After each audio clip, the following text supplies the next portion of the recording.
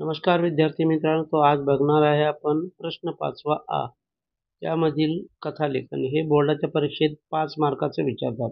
तर काही शब्द दिलेले आहेत. या शब्दावरून कथालेखन कसे करता येईल ते आपण बघणार आहोत. तर काही शब्द आहेत: मैत्री, दप्तर, गृहपाठ, रस्ता. तर अशा प्रकारे ते 4 शब्द आहेत. यावरून एक कथालेखन बघूया. हेडिंग आएगा मैत्रीची सुरुवात. तर बघूया. रुको जरा सबर करो. संगीता व कोमल या दोघी एकाच शाळेत शिकत होत्या, एकाच वर्गात होत्या, पण एकमेकीशी फारशी मैत्री वगैरे नव्हती. संगीता अभ्यासात नेहमीच पुढे, सदैव पहिला नंबर. कोमल याहून अगदी विरुद्ध, जेमतेम गुण मिळवणारी. गणिताच्या शिक्षिका फारच शिस्तप्रिय होत्या. एकदा त्यांच्या मनात आले, सर्व मुलींची परीक्षा घेऊया. बाईंनी वर्गात काही उदाहरणे सोडवायला दिली, तर काही गृहपाठ म्हणून सोडवून आणायला सांगितली. वर्गातल्या मुली एकचित्त होऊन परीक्षा देऊ लागल्या. शाळा सुटण्याची घंटा झाली तशा सगळ्या घरी निघून गेल्या. बाईंनी दिलेला गृहपाठ तसा सोपा होता. कोमलने घरी गेल्या गेल्या तो पूर्ण केला.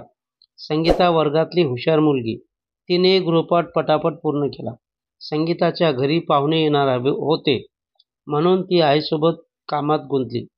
दुसऱ्या दिवशी शाळेची वेळ झाली. मुली शाळेत येऊ लागल्या. घरापासून अर्ध्या रस्त्यात आल्यावर संगीताला आठवले, काल पाहुण्यांच्या गडबडीत आपली गृहपाठाची वही तर घरीच राहिली, दप्तरात ठेवली नाही. आता मात्र संगीताला रडू आवरेना. ती रडत रडतच शाळेत पोचली. सर्व मुली संगीताभोवती जमल्या. कोमलही तिच्याजवळ गेली, तिला शांत करू लागली. संगीताचे रडणे थांबेना. तेव्हा कोमलने स्वतःची गृहपाठाची वही संगीताला दिली आणि म्हणाली, मला आधीही एकदा शिक्षा झाली आहे, पण तू बाईची आवडती विद्यार्थिनी आहे. आज तू माझी गृहपाठाची वही दाखव. गणिताच्या तासाला बाईंना घडला प्रकार समजला. कोमलच्या मनाची उदारता बघून त्यांना आनंद झाला.